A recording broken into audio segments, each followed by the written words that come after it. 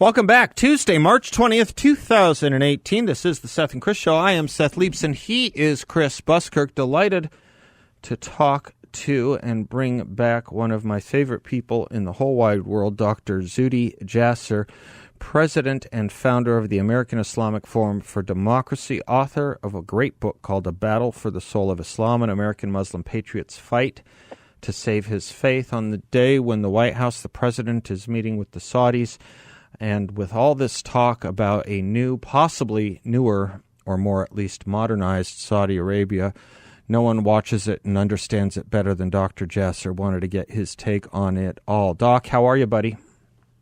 Great. It's always great to be with you, Seth. Always great to be with you. Thank you very much. There's an op-ed in today's Wall Street Journal quoting Crown Prince Mohammed saying political Islam, whether Sunni or Shiite, Muslim Brotherhood or jihadi Salafist, has damaged Muslim nations, and it also gives Islam a bad name. Therefore, it is the role of Muslim countries to face these evil ideologies and groups and to stand with our world allies in the West and East to confront them once and for all. Do you believe it? Boy, if those words were coming from somebody who was trustworthy, I'd said things very similar. Yeah, right. I believe it when you say it. Do you believe it when Crown Prince Mohammed says it? Right. No, I mean their flag, the Saudi flag, still is about jihad. Their military still, if they were ever to get in a war against Iran, would be a jihad. So the corporate jihadists are upset that the viral jihadists, or what they call conveniently political Islam, for them is the problem, when in fact they're drinking from the same trough. So, it's no different, like I said, when President Trump, I think well-intentioned, opened the counterterrorism center in Riyadh and wants to bolster their, reset their balance of the Iranian threat, which is very smart.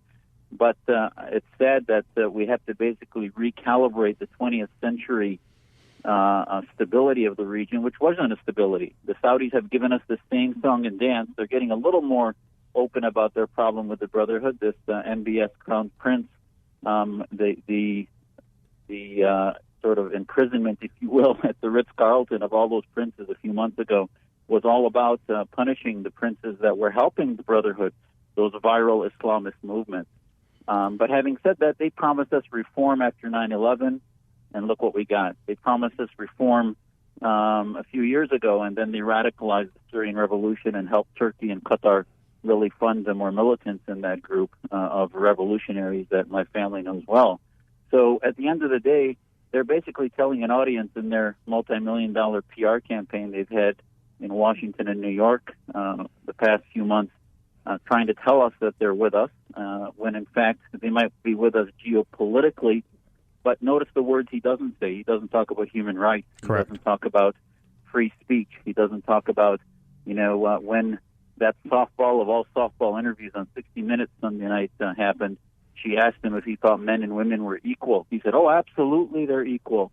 And this is coming from a guy who nobody really knows of any of the women in their family. They have no property rights.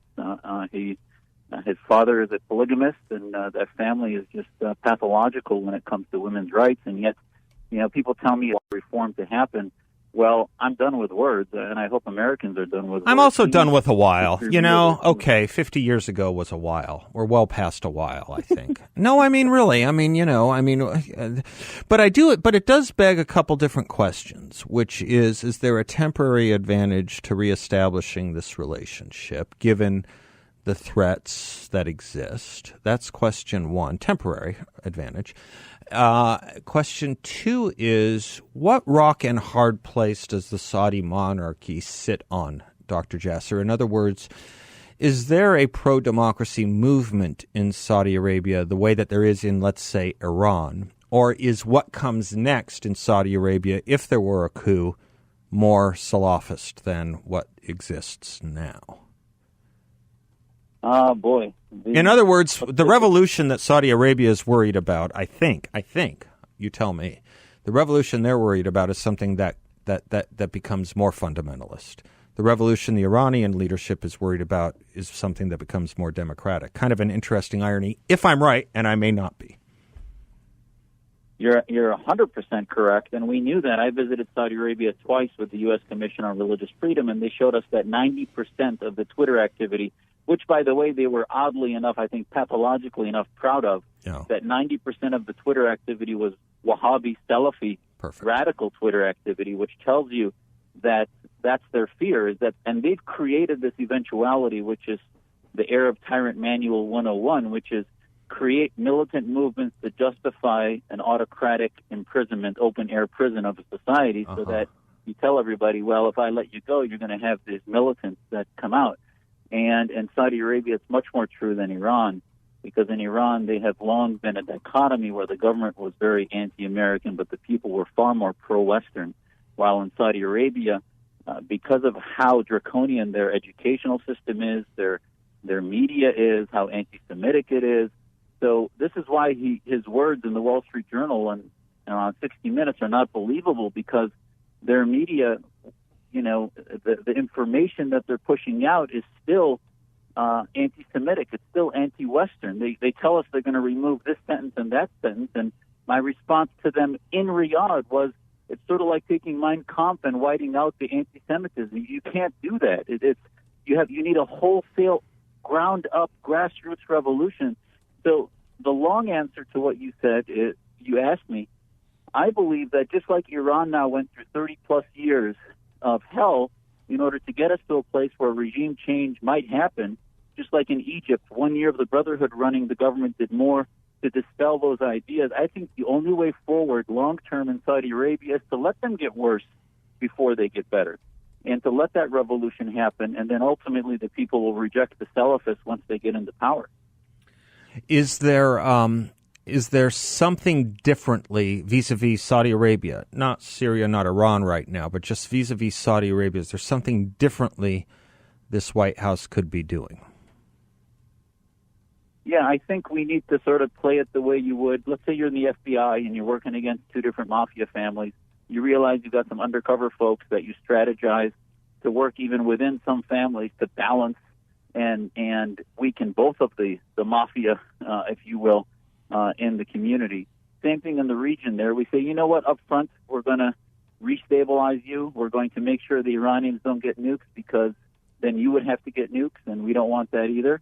But we also tell them we're going to hold you accountable to human rights. We're going to start putting in the sanctions that the Saudis have gotten passes on every year, where the religious freedom sanctions that the Senate voted to put into place, the president gives a waiver to. We need to stop that waiver, no different than he did in Pakistan. President Trump's position on Pakistan has been far more hawkish, and I think very appropriate, because of their abuse of free speech and women's rights, et cetera, because of that Islamic Republic. And they're an ally. Why aren't we doing the same thing with Saudi Arabia? And yet we could still maintain ally status, but yet be more tough on our friends, as we should be, than even our enemies who we don't want to get into war with. Once upon a time, the answer to that question was oil. That no longer has to be the answer, does it? Exactly. And my big question to the Trump administration was, regardless of what your position is on tariffs, if you're going to start a tariff for national security, I would have started with oil. Why not?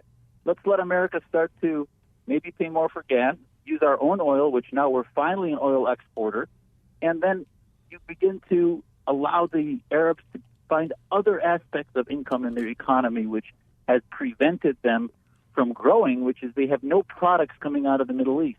So that would force them to create true corporate, creativity, which is their so-called 2030 plan in Saudi Arabia, which is, I think, all a bit of smoke and mirrors. When were you in Saudi Arabia last? 2014. I remember reading a book. I've read several books on Saudi Arabia. The last one I read arguably would have been, a little dated, but that's my question. Is it? I believe, I can't remember the name of it, but it was by Robert Baer, and it probably came out somewhere around 2002, and bears his own kind of weirdness. See No Evil. Yeah, that was the book, See No Evil. And he described a very, very bizarre country. Was it still that kind of bizarre when you were there, or has it modernized somewhat? Well, I mean, what do you mean by modernization? If the modernization is technology and they're defense systems are like something out of Star Trek, then yeah, they've modernized. But if you look at the minority sectors of the Shia community, if you look at some of they're still talking about women being able to drive sometime into the late 2018. So, yeah, they haven't really modernized. They're moving along at glacial tectonic paces that ultimately, by the way, is not going to be something you or I or Washington determines. The people of Saudi Arabia will eventually do that. And the only reason they didn't have the revolution that everybody else had in 2011 is every Saudi citizen got a $40,000 check in the mail in the middle of 2011 to prevent that revolution. Wow. And that money, once it dries up, they'll have a problem with it. Wow. Dr. Zuhdi Jasser, you can follow him at aifdemocracy.org. Thank you, Doctor. Anytime. God bless. Thanks, Ben. Bye-bye.